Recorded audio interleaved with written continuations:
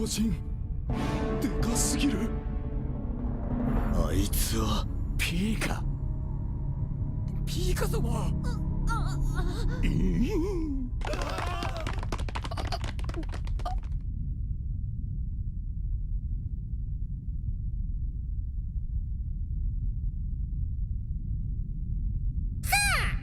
ファミリーに盾つく者たちはは俺が相手だ。怖えだけ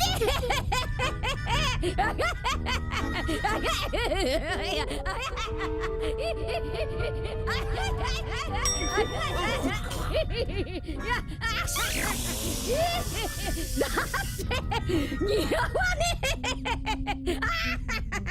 え。いや変な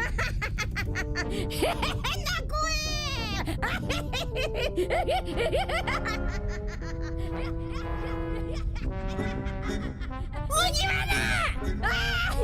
ら、もうやめてくれ。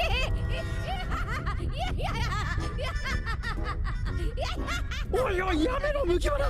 ピーカ様は甲高い声を禁止してんだ。あの姿で暴れられたら。うわー